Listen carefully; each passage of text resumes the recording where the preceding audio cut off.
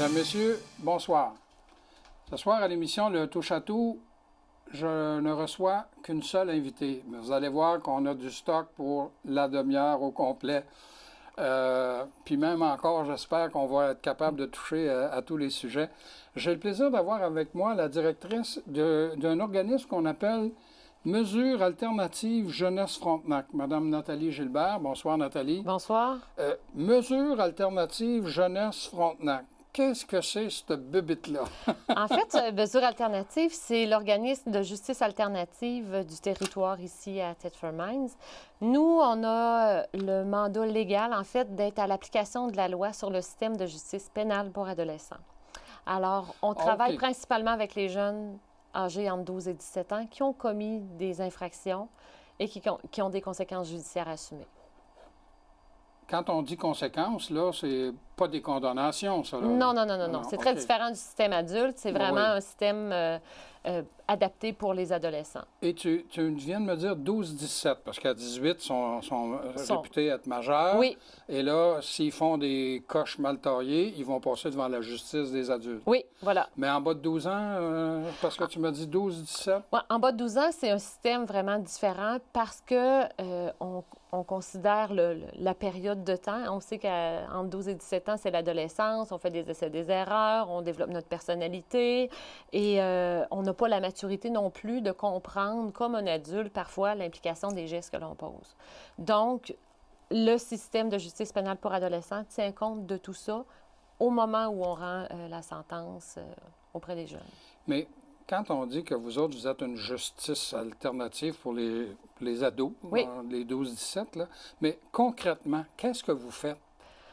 En fait, si on regarde que le volet principal de notre mission, nous, on reçoit dans nos bureaux les jeunes qui nous arrivent soit par les services de police, soit par les centres jeunesse ou soit par le tribunal de la jeunesse. Bon, expliquons un peu. Par la police, ça peut être qui? En fait, ce sont des jeunes qui se font arrêter pour une première fois et pour lequel le délit n'est pas, j'aime pas ça dire ça, là, mais je vais le préciser, le délit est de moindre conséquence. Alors, on peut parler des méfaits ou des vols de moins de 500 $. Si je donne un exemple, là, un jeune qui va dans un dépanneur puis qui vide la caisse, là, puis qui a juste 40 $ dedans, puis il se fait arrêter par la police. Il pourrait bénéficier de cette mesure-là par les policiers. Ça s'appelle un renvoi à une instance communautaire. Et là, qu'est-ce que vous faites avec le jeune? Quand il nous arrive des policiers, en fait, nous, on a l'information, là, le nom du jeune et tout ça, puis l'infraction pour laquelle il a été arrêté. Alors, nous, on a comme 2 programmes à leur offrir, soit des rencontres selon le programme Impact pour l'impact de leur délit sur la société. Alors là, on parle des vols et des méfaits, tout ça. Et si le jeune est pris pour une possession simple de stupéfiants, bien, on a l'autre programme qui s'appelle Infodrogue. À ce moment-là, on le rencontre, puis le sujet est en lien avec les stupéfiants. Est-ce que vous servez, c'est une façon de parler, là, mais la famille, est-ce qu'elle est impliquée, les parents de ces jeunes-là? Nous, puisqu'ils n'ont pas 18 ans, c'est clair qu'on souhaite toujours la collaboration des parents. Cependant, dans certaines rencontres, les parents n'assistent pas, mais on leur donne beaucoup d'informations. Ils peuvent nous appeler et tout ça. Mais au moment de la rencontre, parfois, si on va avoir un impact direct avec le jeune, on n'aurait pas tout accès à toute l'information si le parent est assis à côté. Et comme on veut vraiment travailler sur le comportement du jeune, on le fait souvent de façon individuelle. Okay. Cependant, on rend des comptes aux parents, on explique le but de la rencontre et on donne vraiment l'information qu'ils ont besoin de savoir. OK, ça, c'est avec les policiers. Maintenant, tu as parlé de centre jeunesse aussi. Oui, en fait, si le jeune, l'infraction est plus grave que celle que je vous ai nommée, là, en bas de 500 $, bien là, le jeune embarque dans le système et son dossier se ramasse sur le bureau du procureur aux poursuites criminelles et pénales qui va décider de l'orientation à donner. Lui, il y a 2 options. Soit qu'il l'envoie du côté des centres jeunesse ou soit qu'il l'envoie du côté des tribunaux. Bien souvent, le jeune peut bénéficier d'une première mesure qui va être moins contraignante pour lui. Est-ce qu'on peut dire une certaine clémence? Plus de clémence. Okay. Alors, à ce moment-là, il va être orienté vers les centres jeunesse et le jeune va rencontrer un délégué à la jeunesse. Le délégué, au moment de sa rencontre, souhaite aussi la présence des parents, bien sûr, et va expliquer au jeune un petit peu où est rendu son dossier dans la procédure judiciaire, mais va aussi procéder à une évaluation du jeune. On veut savoir c'est qui, c'est quoi ses loisirs, est-ce que c'est un jeune qui fonctionne bien à l'école, est-ce que c'est un consommateur, est-ce qu'il y a des bons amis, est-ce qu'il y a un travail. On veut vraiment savoir... Ou c'est juste une coche mal taillée. C'est ça. Est-ce que c'est une erreur de parcours ou c'est un jeune qui s'inscrit tranquillement du côté un peu plus négatif? Vers la délinquance. C'est ça. Okay. Alors, on appelle ça... l'évaluation, j'oublie le terme, il y a vraiment un terme spécifique pour ce type d'évaluation-là, mais c'est le rôle du délégué de voir un petit peu, à dresser le portrait du jeune. Une fois que c'est fait, la déléguée peut proposer des mesures de réparation aux jeunes qui font du sens et qui sont en lien avec la gravité de son délit. Alors, à ce moment-là, on peut parler de travaux communautaires ou des rencontres de développement des habiletés sociales. Si le jeune est un consommateur ou si le comportement, c'est un comportement de violence, bien, ils vont peut-être l'orienter vers des mesures qui vont aider le jeune à améliorer. On veut toujours une mesure qui soit le moins contraignante possible pour le jeune, mais on souhaite avoir la philosophie de la bonne mesure au bon moment pour ce jeune-là. Ah oui. Et souvent, à ce moment-là, le jeune signe avec le délégué à la jeunesse une entente. Pour, mettons, on va y aller avec des travaux communautaires, bien, quand tu passes de ce côté-là, le maximum de travaux, c'est 120 heures. Il faut qu'il se responsabilise. Oui, c'est ça. Mais bien souvent, là, pour une première infraction, bien, on parle peut-être 40, 50 heures. Ça dépend vraiment. C'est pour ça qu'on fait du cas par cas.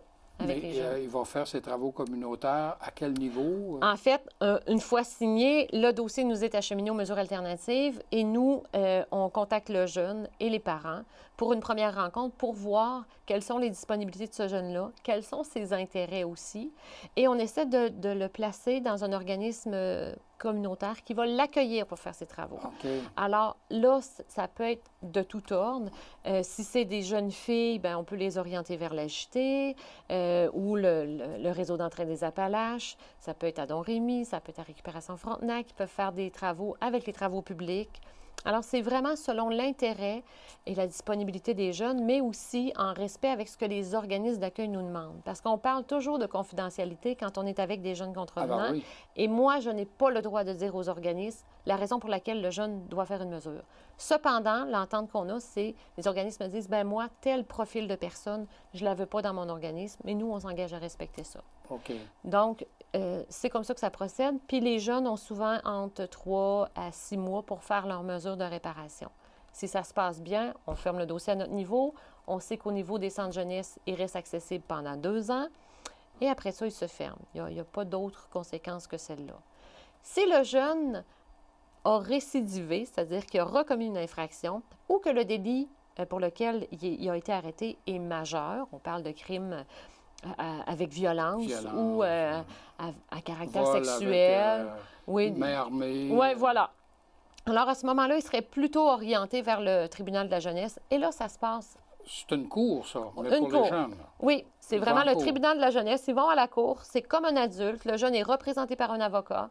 Il y a le procureur de la couronne qui est de l'autre côté pour défendre les intérêts de la société. Et il y a monsieur ou madame la juge qui est assis à l'avant, qui, lui ou elle vont avoir la décision finale quant à la mesure. Mais dans des cas très précis, très spécifiques, là, il y a des jeunes de 17 ans qui passent, qui font sauter à la cour des adultes. Hein? Oui, ils pourraient même le faire à partir de 14 ans. Ça s'appelle l'assujettissement à une peine adulte. Mais là, ça prend tout un crime. C'est tout qu'un... oui, puis il faut vraiment être capable de démontrer que ça sert autant le jeune que la communauté de le faire transiger parce que ça a des impacts très différents. Oui. Alors, de façon générale, oui, c'est possible selon la loi, mais... écoutez, c'est une minorité de jeunes qui arrivent là. On parle de meurtre, là. C'est à peu près l'infraction.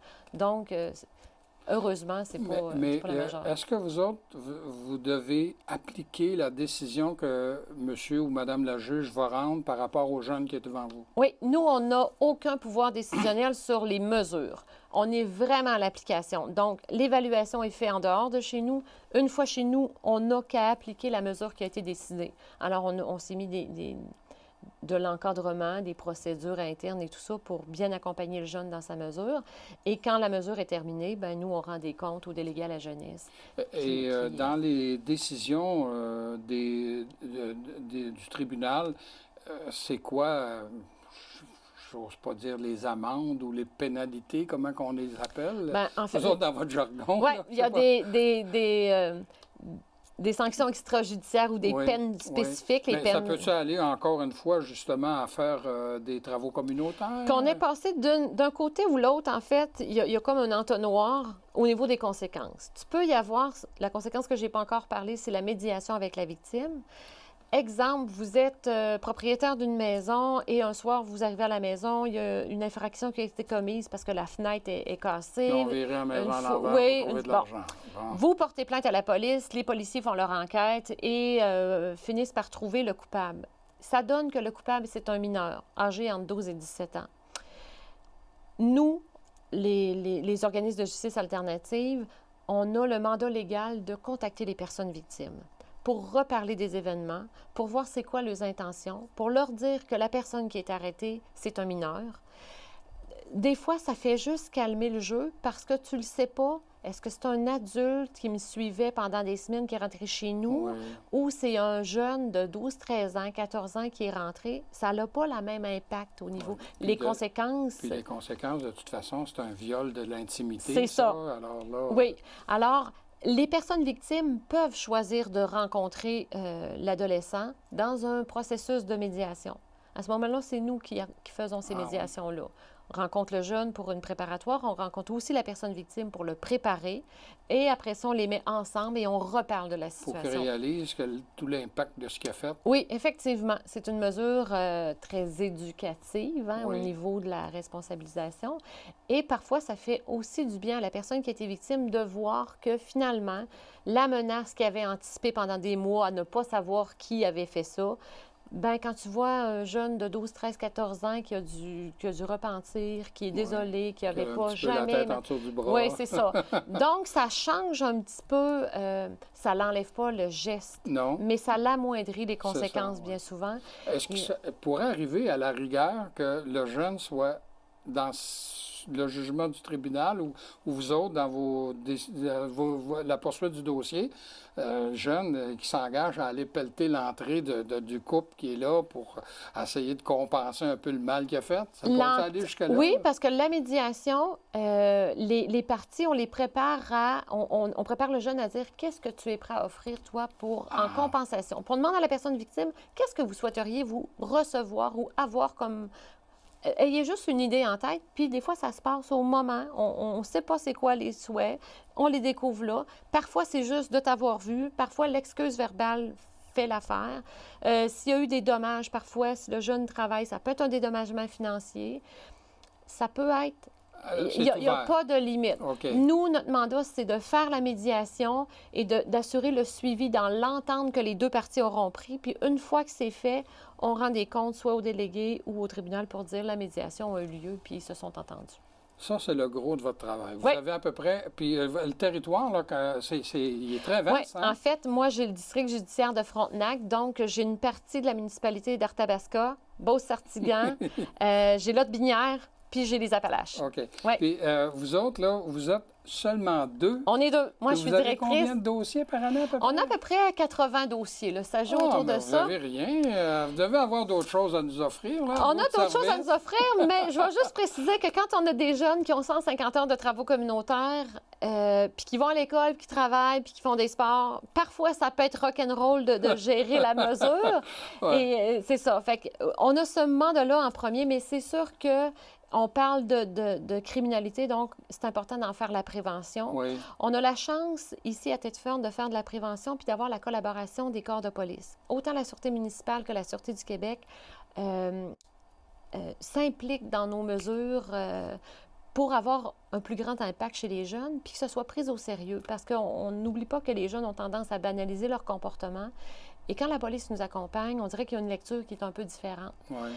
Les ateliers qu'on offre, en fait, en 4e année, dans les 19 écoles de la Commission scolaire des Appalaches, on offre l'atelier qui s'appelle « L'agression indirecte, cette violence qu'on ne voit pas ». pour sensibiliser les jeunes à tout ce qui se fait comme par en arrière. De l'intimidation, là. Intimidation, ouais. Mais tu sais, par en arrière, tu sais pas trop de qui ça vient, mais tu sais qu'il se passe des choses dans l'école, on rejette quelqu'un. C'est des situations, malheureusement, que les jeunes vivent dans les écoles et on intervient pour leur expliquer la nature criminelle qu'il peut y avoir derrière certains comportements. On le sait qu'ils ne sont pas d'âge à être accusés. Cependant, travailler en amont, c'est toujours plus gagnant que travailler lorsque le mal est fait. On fait un peu la même chose au niveau de la 6e année. Cependant, en 6e année, ils ont 11 ou 12 ans. Donc là, c'est important de vraiment parler de la loi. Au 12, là. Oui. Donc, on parle vraiment de la loi, la LSJPA. On leur explique quels sont les gestes qui pourraient m'amener dans cette loi-là. Et on démystifie vraiment plein d'informations. Parce que pour les jeunes, très souvent, menacer quelqu'un, lui dire je vais t'arracher la tête ou tu vas voir à l'arrêt d'autobus, ça va être ta fête. Ils n'ont pas l'intention de le faire, puis on le sait. Cependant, ils l'ont dit. Le geste de proférer des menaces, c'est ça le crime, c'est de l'avoir dit. Donc, quand tu menaces quelqu'un, que tu as l'intention de le faire ou pas, c'est criminel. Et ça, les jeunes ne le savent pas toujours. Ou ils banalisent. Ils banalisent, ou souvent avec les iPods, les iPhones, les iPads, les menaces ont la même importance criminelle que si c'est de vive voix. Que tu l'écrives ou que tu le dises, c'est un crime. C'est fait. Fait qu'il y a vraiment beaucoup d'éducation à faire à ce niveau-là parce que le filtre n'est plus là. Quand on parle des réseaux sociaux, on se permet de dire des propos et ça dégénère. Là. Ils ne sont pas pires que les adultes. Non, effectivement. Malheureusement. Ouais. Donc, parfois, on considère qu'à 9 ans, tu n'as peut-être pas la maturité d'utiliser ça de façon intelligente. Donc, c'est important qu'on aille leur dire. Donc, c'est des ateliers qu'on fait en 6e année. On fait aussi les unités sans violence dans certaines écoles de la commission scolaire. En fait, avec un policier, on va former les élèves de 6e année.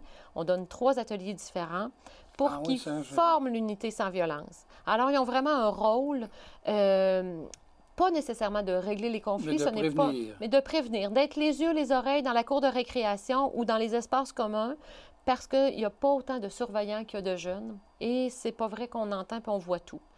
Ouais. Donc, et là, l'unité... il y a une belle boîte ici avec une...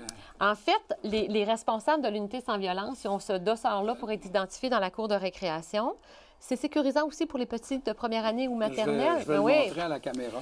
Alors, les jeunes unités sans violence portent ce dossard-là à la récréation et observent ce qui se passe dans la cour d'école. Si certains jeunes se rendent compte qu'il y a une situation, ça a envie de brasser ou les balançoires et tout ça, ils vont intervenir. Et parfois, il y a peut-être des chicanes qui finissent par avoir une belle conclusion, qu'il n'y a pas eu besoin d'avoir un surveillant et tout ça. Le jeune, parce qu'ils ont vu l'unité sans violence, parce qu'ils se sont parlé, ont réalisé qu'ils ont eu tort et ils s'excusent. Bien, les unités sans violence peuvent remettre un billet récompense à ces jeunes-là qui ont eu une façon pacifique de régler leurs différends. Alors, ils complètent le billet et ils le déposent dans la boîte. Nous, à chaque mois, on va ramasser des billets et on fait des tirages. Alors, si tu as eu un bon comportement, tu peux avoir un prix. Alors, c'est vraiment d'encourager le règlement des différends de façon pacifique.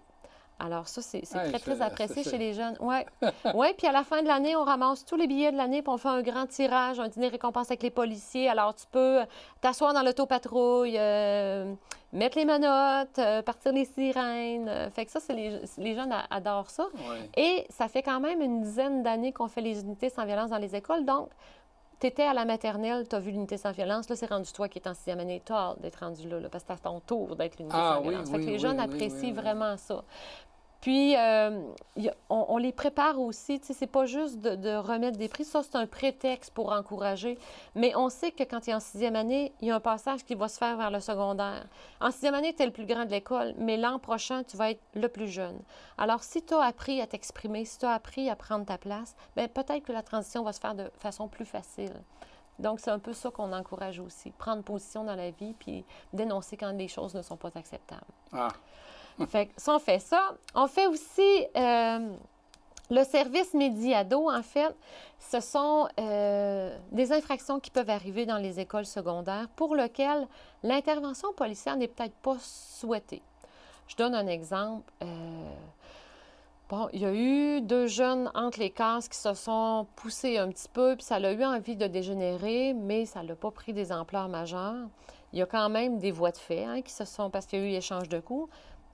Mais est-ce qu'on arrive tout de suite avec la police? Peut-être pas. Peut-être qu'il y a une prévention à faire et une sensibilisation. À ce moment-là, les écoles nous appellent pour qu'on rencontre les jeunes. On met des mots légaux sur les gestes qui ont été posés. On essaie de voir comment il aurait pu régler ça autrement, sans nécessairement y aller avec des gestes de violence. Parce qu'on le dit, après nous, s'il y a récidive, c'est nécessairement la police qui va arriver. Donc, on veut vraiment éviter que les jeunes se mettent dans le trouble, mais on ne veut pas que les gestes qui semblent plus banals passent inaperçus. OK, puis ça soit minimisé. C'est ça. Balayé en dessous du tapis. Oui. On avait développé ce service-là pour les écoles secondaires. Au fil du temps, les problèmes arrivent plus tôt, arrivent même au primaire. Donc, on a développé un pendant de ce service-là pour les élèves de 5-6e année. Parce qu'encore là, comme on se dit, parfois ils ont 11, parfois ils ont 12 ans. Ouais. On veut vraiment éviter que ça dégénère. Donc, on fait cette même sensibilisation-là. Ah, mais vous faites beaucoup de prévention? Oui, on fait énormément de prévention. Et j'ose croire que ça fait une différence. Parce que les jeunes ont l'information. Oui, bien, à un moment donné, là, ils pourront plus dire « Ah, je ne le savais pas », puis puis quand on a tendance à vouloir banaliser, puis de se faire dire « Bien, attention, quand tu fais ça ou quand tu dis ça, ça peut avoir des conséquences, mais au moins ils le sachent. » Oui, souvent Ils le les jeunes, quand on s'adresse à eux au primaire, ils semblent penser que c'est une réalité qui est loin d'eux, parce qu'ils ne se reconnaissent peut-être pas dans ces gestes-là. Cependant, l'année avance, puis bon, tu connais plus le monde dans ta classe, tu vis toutes sortes de choses. Et là, oups, tu l'adoptes, le comportement qui aurait une caractéristique un peu plus criminelle. Bien, quand on va les revoir, on leur dit « Tu te rappelles en 4e année ou tu te rappelles en 6e année, on est allé te rencontrer. » Ils se rappellent des ateliers. Ouais. Bien, j'ai dit « Tu sais, quand on parlait des crimes, là, c'est de ce que tu as fait aujourd'hui qu'on parlait. » Là, ça met du... Là, ils s'en rappellent. Je ne dis pas que tous les jeunes le retiennent, mais quand on est dans la classe, l'expérience classe, où les élèves se permettent de questionner vraiment, parce qu'il y a un policier, là, mais on n'est pas là dans le but répressif, on veut vraiment donner de l'information. Donc, les jeunes se permettent de poser toutes les questions qu'ils veulent et ça démystifie beaucoup de choses à ce niveau-là. On informe aussi les parents qu'on a passé dans les classes. Nous, on envoie les dépliants, on envoie de l'information à savoir qu'il y a une intervention qui a été faite par des gens qui ont l'expertise de le faire. Et si les jeunes vous en parlent, bien, ça peut être des sujets très intéressants. Puis des fois, c'est une belle... On met la table un petit peu pour des discussions sur l'heure du souper en lien avec les réseaux sociaux ou en lien avec la violence. Ça ouvre des belles portes. Il reste un service, là. Et il reste un service, oui. Tu l'appelles Pivot, je pense. Ouais, hein? En fait, le service Pivot, c'est notre bébé il y a 4 ans, il y a 4 ans maintenant. En fait, Pivot, c'est un service d'alternative à la suspension scolaire pour les jeunes des écoles secondaires. On trouvait qu'il y avait une problématique au niveau de la gestion de ces cas un peu plus difficiles quand le milieu scolaire avait comme épuisé l'ensemble des mesures qu'il pouvait proposer pour accompagner le jeune. Mais, parallèlement à ça, tu as quand même l'obligation de scolarisation jusqu'à 16 ans. On fait quoi avec les cas difficiles qui ne fonctionnent plus en classe? Les envoyer à la maison, ce n'est pas une alternative qui tient le coup à long terme, parce que le jeune désapprend, il est plus scolarisé, ou en tout cas, il ne se met pas à temps plein à la maison, c'est sûr. Et il n'y a rien qui est fait au niveau de sa problématique. Qu'est-ce qui l'a amené à avoir ce comportement-là? Est-ce que c'est un consommateur, ou il y a des problèmes de violence, ou c'est de l'absentéisme, ou il n'y a plus de motivation?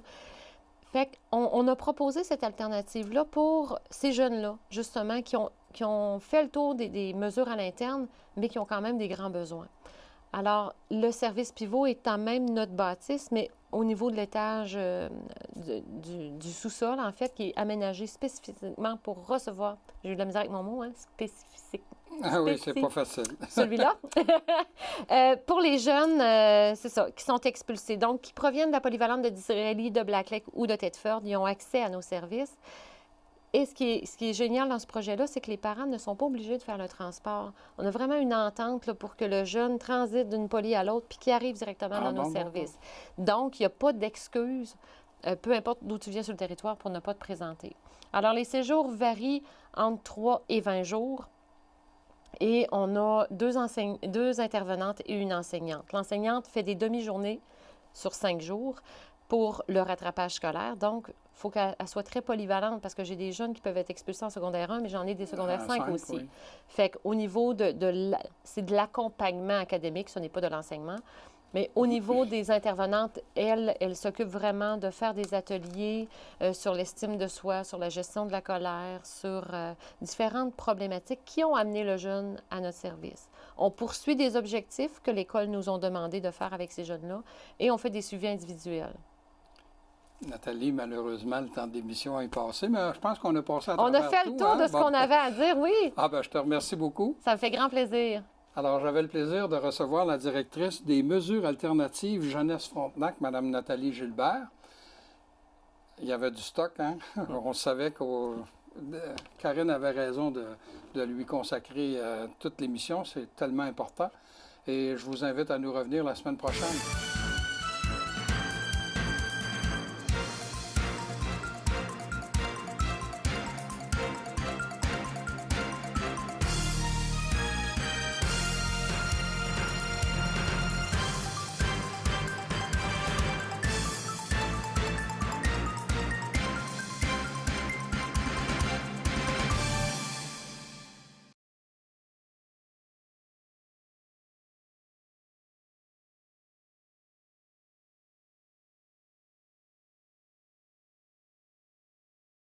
La télévision communautaire de la région des Appalaches, TV-CRA, vous invite à consulter son site web au www.tvcra.com.